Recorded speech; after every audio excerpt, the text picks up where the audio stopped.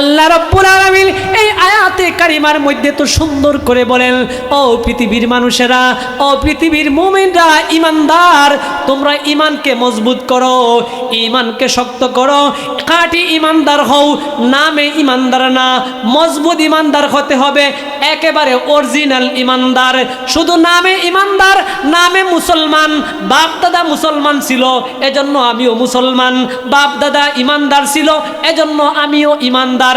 না না, এমন ঈমানদার হলে চলবে না। ঈমানদার হতে হবে, বাপ দাদার মতো ঈমান না। আপনার ঈমানকে আপনি মজবুত করতে হবে। আমি মুসলমানের ঘরের মুসলমান এজন্য হয়তো আমি বাঁচিয়া যাবো, না না, এমন কল্পনা, এমন কিছু বলা যাবে না। প্রত্যেকের ঈমানের হিসাব প্রত্যেকেই দিতে হবে। আল্লাহ রাব্বুল আলামিন কুরআনে কারীমের মধ্যে বলেন, ইয়াউমা ইয়াফিরুল মারউ মিন আখিহি ওয়া উম্মিহি ওয়া আবি ওয়া সাহিবাতিহি ওয়া বানি লিকুল্লি ইমরিইম মিনকুম ইয়াউমা ইদিন শাআনুন ইউগনি উজুহু ইয়াউমা ইদিন মুসফিরা দাহিকাতুম মুস্তাবশিরা ওয়া উজুহু ইয়াউমা ইদিন আলাইহা গাবারা তারহাকুহা কাতারা উলাইকা হুমুল কাফারাতুল ফাজারা। আল্লাহ এই আয়াতের মধ্যে বলেন, কিয়ামতের কঠিন ময়দানে এমন একটা অবস্থা হইবে রে বান্দা, এমন অবস্থা হইবে, ভাই ভাইকে চিনবে না, বাবা সন্তানকে চিনবে না, মা সন্তানকে চিনবে না। বাবা বলবে, না না, আমার কোনো সন্তান নাই, আমি বিবাহ করি না, না না, আমি কাউকে চিনি না। সন্তান বলবে, আমি বাবাকে চিনি না, আমার কোনো বাবা নাই, আমার কোনো মা নেই। স্ত্রী স্বামীকে বলবে, না না, আমার কোনো বিবাহ শাদী হয় না, আমার কোনো স্বামী নাই। বন্ধু বন্ধুকে ডাক দিয়া বলবে, না না, আমার কোনো বন্ধু নাই, আমার কোনো ভাই নাই, আমার কোনো আত্মীয় স্বজন নাই। ইয়া নফসি, ইয়া নফসি, আল্লাহ গো, আমার নিজের জন্য ভয় লাগে। ও রব্বুল আলামিন, আল্লাহ আমার নিজের জন্য কষ্ট লাগে, আল্লাহ আমার জানি কি হয়, আল্লাহ আমি কিভাবে হিসাব দেব। এভাবে কিয়ামতের কঠিন ময়দানে সূর্য যখন আদাত উপরে চলে আসবে, নবীজি হাদিস শরীফের মধ্যে বলেন, মানুষের মগজগুলো উতলাইয়া নিচ দিকে পড়া শুরু করবে। মানুষ এক চুল পরিমাণ পা নড়াইতে পারবে না, সামান্য পরিমাণও নড়াচড়া করতে পারবে না। কিয়ামতের কঠিন ময়দানে ওই সময় কেউ কাজে লাগবে না, কেউ আপনার পাশে আসবে না, কেউ আপনার পরিচয় দিবে না, কেউ আপনাকে সহযোগিতা করবে না। সবাই বলবে, ভাই আমাকে একটু নেকি দাও। আপনার ভাই আসিয়া বলবে, ও বড় ভাই, অনেক কষ্ট করে আমাকে বড় করেছ, অনেক কাজকর্ম করে তুমি আমাদেরকে লালন পালন করেছ। ও বাবা, কত কষ্ট করে মাথার গাম ফায়ে ফেলে তুমি দুনিয়ার মধ্যে অর্জন করে আমাদেরকে খাওয়াইছ। মার কাছে গিয়ে বলবে, ও মা, মাগো, এত আদর করে বড় করেছো গো মা, এত আদর মহব্বত করে লালন পালন করেও মা তুমি আমাকে বড় করেছো।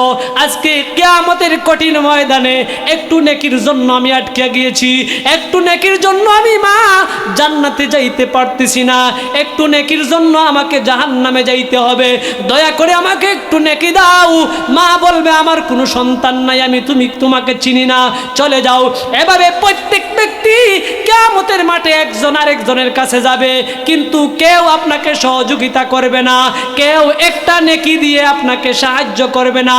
ওই দিন গিয়ে বুঝবেন দুনিয়ার এত মায়া মহাব্বত, দুনিয়ার এত সম্পর্ক, দুনিয়ার এত ভালোবাসা সব কিছু বেতা গেছে, সব কিছু অনর্থক ছিল, সব কিছু বিফলে চলে গেছে। ওই দিন গিয়ে বুঝবেন ইবাদত এবং ঈমান এবং আমল কত মূল্যবান, ঈমান এবং আমল কত গুরুত্বপূর্ণ বিষয় ছিল। ওই দিন গিয়ে বুঝবেন, এর আগে বোঝা যাবে না। একটু জিকির করেন, कोई बताए दरियाओं को ऐसी रवानी किसने दी, किसने चमकता दिन बख्शाए रात सुहानी किसने दी। कोई बताए दरियाओं को ऐसी रवानी किसने दी, किसने चमकता दिन बख्शाए रात सुहानी किसने दी नन्हे मुन्ने पूदों को गुलशन में जवानी किसने दी ओ एकता कुदरत भी एकता ओ एकता कुदरत भी एकता एकता है मेरा अल्लाह ला इलाहा इल्लल्लाहु ला इलाहा दूरे जिक्र करें ला इलाहा इल्लल्लाहु ला इलाहा इल्लल्लाह ला इलाहा इल्लल्लाहु ला इलाहा इल्लल्लाह ला इलाहा इल्लल्लाहु ला इलाहा इल्लल्लाह। एक नंबर জান্নাতে যাইতে হলে কি করতে হবে? ঈমান মজবুত করা লাগবে। ঈমান প্রত্যেকটা শরীয়তের বিষয়কে মজবুত শক্ত করে বিশ্বাস করতে হবে এবং মানতে হবে। দুই নাম্বার কাজ কি? আমালে সালেহা, নেক আমল করতে হবে। এই দুই কাজ যদি করতে পারেন তাহলে আপনি কবরে হাসরে কোনো চিন্তা নাই। আপনি মারা যাবেন কিন্তু আপনাকে জান্নাতের পোশাক নিয়ে আসতে দেরি হবে না। সুবহানাল্লাহ।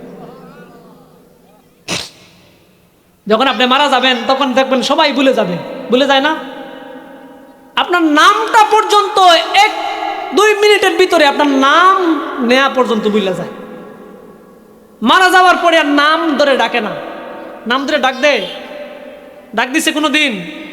মারা যাওয়ার পরে কয় লাশ কি অবস্থা, লাশ কি হসপিটাল থেকে নিয়ে আসছেন, লাশের কি অবস্থা, লাশকে গোসল দিছেন, কোন সময় দাফন, কোন সময় কাফন পড়াইবেন, এই শুধু লাশ লাশ বলে।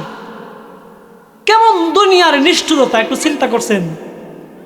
অথচ আপনি একজন ছিলেন প্রভাবশালী মানুষ, আপনার নাম কত মানুষে আপনার নাম নিত, সমাজের মধ্যে আপনার নামে গুণে সব দিকে আপনি একেবারে উপরে ছিলেন, অথচ আপনি মারা যাওয়ার পরে আপনার নামটা পর্যন্ত নেয় না।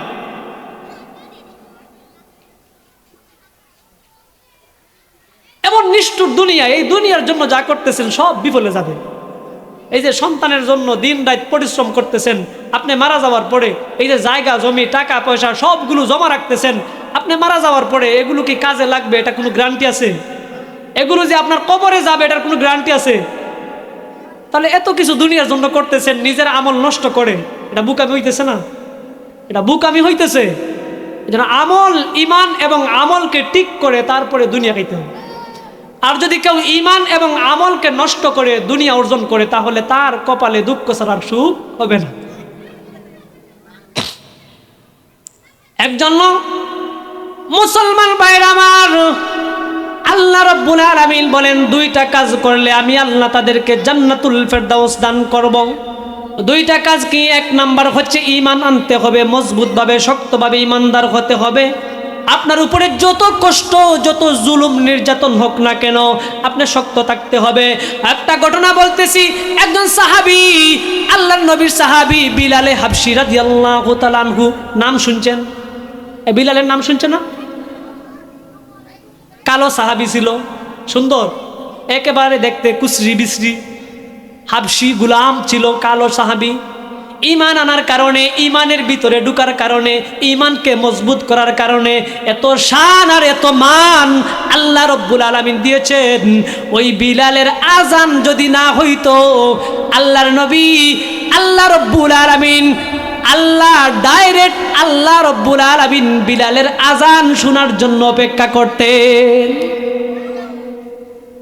এত কালো মানুষ কিন্তু সম্মানটা কোথায় উঠছে? আরশ পর্যন্ত আল্লাহ পাকের কাছে সম্মান। আর আমাদের সমাজে কালো মানুষ হইলে পছন্দ করে না, মেয়ে বিয়া দিব একটু কালো হইলে বিয়া দেয় না। কিন্তু কালো সাহাবীর কত দাম, কিসের জন্য? ঈমানের কারণে। ঈমান যদি থাকে তাহলে কালো হোক, সাদা হোক, মোটা হোক, চিকন হোক, সমস্যা নেই। আল্লাহ পাক সুন্দর মানুষকে পছন্দ করেন না, আল্লাহ পাক পছন্দ করে যাদের ঈমান যত মজবুত তারা তত বেশি আল্লাহ পাকের কাছে প্রিয়। আল্লাহ নবী সাহাবী, বিশ্ব নবীর সাহাবী কালো সাহাবী বিলাল রাদিয়াল্লাহু তাআলা আনহু ঈমান আনার পরে এমন কষ্ট দিয়েছিল। উমাইয়া আল্লাহর নবীর দরবারে যখন বিলাল রাদিয়াল্লাহু তাআলা আনহু ঈমান আনলেন, ঈমান আনার পরে বিলাল রাদিয়াল্লাহু তাআলা আনহুকে মরুভূমির মধ্যে শুয়াইয়া পাথর উপরে উঠায়া ও একেবারে শরীর থেকে সমস্ত কাপড় খুলে উদাম শরীরে উত্তপ্ত মরুভূমি বালুর মধ্যে শুয়ায়া বিলাল রাদিয়াল্লাহু তাআলা আনহুকে কাফেররা বলে, ও বিলাল, তুমি ইসলাম ধর্ম গ্রহণ করেছো। বিলাল, ইসলাম ধর্ম যদি না ছাড়ো, ইসলাম ধর্ম থেকে যদি ফিরে না আসো, আমরা তোমাকে এভাবে কষ্ট দিতে দিতে তোমাকে আমরা মেরে ফেলবো। বিলাল রাদিয়াল্লাহু তাআলা আনহুকে মরুভূমির মধ্যে শোয়ায়া এত কষ্ট, এত নির্যাতন দিয়েছিল আল্লাহর নবী বিশ্ব নবীকে মহাব্বত করার কারণে, ঈমান আনার কারণে, ইসলাম ধর্ম গ্রহণ করার কারণে, আমল করার কারণে বিলালকে মরুভূমির মধ্যে শোয়াইয়া এত কষ্ট নির্যাতন দিয়েছিল। ওই বিলালকে বলে কাফেররা, বিলাল, তুমি যদি আল্লাহকে ভুলে যাও, তুমি যদি মুহাম্মাদের ধর্ম ছেড়ে দাও, তোমাকে আমরা মুক্তি দিয়া দিব। বিলাল এত নির্যাতিত নিপীড়িত হওয়ার পরেও বিলাল বলে, না, আমি যেই ধর্ম গ্রহণ করেছি, আহাদুন কুল হুয়াল্লাহু আহাদ, আল্লাহুস সামাদ, লাম ইয়ালিদ ওয়া লাম ইউলাদ ওয়া লাম ইয়াকুল লাহু কুফুয়ান আহাদ। আল্লাহু আকবার। বিলালকে যত কষ্ট দেয়, বিলালকে যত নির্যাতন নিপীড়ন চালায়, বিলাল হাসি মুখে বলে আহাদুন। আবু বকর রাদিয়াল্লাহু তাআলা আনহু পরবর্তীতে যখন বিলাল মুক্তি হয়ে গেলেন, এভাবে নির্যাতন করতে করতে মরুভূমির মধ্যে গলার মধ্যে রশি লাগাইয়া ছোট ছোট বাচ্চাদের হাতে রশি দিত কাফেররা, আর রশি দিয়া বিলালকে কষ্ট দিত। আর ছোট ছোট বাচ্চাদেরকে বলতো, তোমরা বিলালকে এই মক্কার অলিতে গলিতে চিপায় চাপায় তোমরা কি করো, বিলালকে নিয়ে টান দিয়া সমস্ত গলিতে গলিতে তোমরা মানুষকে দেখাও। বিলালকে উদাম করে, উদাম শরীরে, একেবারে শরীরের মধ্যে কত হয়ে গেছে, শরীরের মধ্যে উত্তপ্ত বালুর কারণে শরীরগুলো একেবারে ফুলে ফুলে গেছে, পানি বাহির হইতেছে, শরীর পুড়ে যাইতেছে। আবু বকর রাদিয়াল্লাহু তাআলা আনহু বিলালের এই কষ্ট দেখে, বিলাল রাদিয়াল্লাহু তাআলা আনহু উপরে এত নির্যাতন দেখে আবু বকর রাদিয়াল্লাহু তাআলা আনহু নাকে মুক্তি করে নিলেন। মুক্তি করে নিয়া আবু বকর একদিন জিজ্ঞাসা করে, ও বিলাল, তোমাকে যে এত কষ্ট দিয়েছিল, ওরে বিলাল, তোমার উপরে এত নির্যাতন চালাইলো, এত নির্যাতন তোমাকে করলো, কিন্তু তুমি তো আল্লাহকে ভুলে যাও না, তুমি হাসি মুখে আহাদুন শব্দ বলো। ও বিলাল, এর মধ্যে কি রহস্য ছিল? এত নির্যাতন চালানোর পরেও তুমি কিন্তু ঈমান থেকে সরো না। বিলাল রাদিয়াল্লাহু তাআলা আনহু ডাক দিয়া বলে, ও আবু বকর, তুমি জানো না, আমাকে যখন কাফের মুশরিকরা উত্তপ্ত মরুভূমি বালুর মধ্যে, যখন গরম বালুর মধ্যে শুয়াইতো, আমি আল্লাহ পাকের জান্নাতের ভিতর দেখতে পাইতাম, আমি আল্লাহ পাকের সাথে কথা বলতাম, তখন আমার এত আনন্দ, এত মজা লাগতো। যত কষ্ট দিত ততই মজা লাগতো, যতই কষ্ট দিত ততই আমার স্বাদ লাগতো আহাদুন শব্দ বলতে।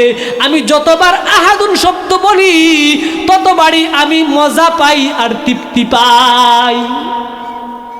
এটা হচ্ছে ঈমানের স্বাদ। যারা ঈমান আনবে তাদেরকে আল্লাহ, দুনিয়ার কষ্ট যদিও দেখা যায় কিন্তু এটা কষ্ট না।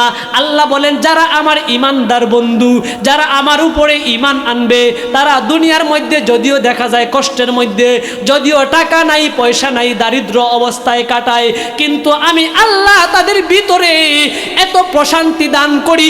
কোটি কোটি টাকার মালিক হইয়াও এই শান্তি পায় না, লক্ষ লক্ষ কোটি কোটি টাকার মালিক হইছে কিন্তু ভিতরে শান্তি নাই, ঘুমাইতে পারে না। আর একজন ইমানদার একেবারে সাদাসিধা সাধারণভাবে চলাফেরা করে, 5 ওয়াক্ত নামাজ পড়ে, কিন্তু ঈমান আনার কারণে আল্লাহ তাকে এত শান্তি দিয়েছে, কোনো অসুখ নাই, বিসুখ নাই, শোয়ার পরেই তার ঘুম লাগা যায়, কোনো ওষুধ খাওয়া লাগে না। কিন্তু এর মধ্যে এত মজা কেন জানেননি? এর মধ্যে এত স্বাদ, এত শান্তি কেন? একটাই কারণ, যে তারা হচ্ছে খাঁটি ঈমানদার। খাঁটি ইমানদার হইলেন দুনিয়াতেও সম্মানী, আখিরাতেও সম্মানী, মরার সময়ও সম্মানী, মারা যাওয়ার পরেও আল্লাহ পাকের জান্নাতের সুসংবাদ আসবে। আর যদি বেঈমান কাফির হয় দুনিয়ার মধ্যে অপমান অপদস্থ হতে হবে, মারা যাওয়ার পরেও আযাব শুরু হয়ে যাবে।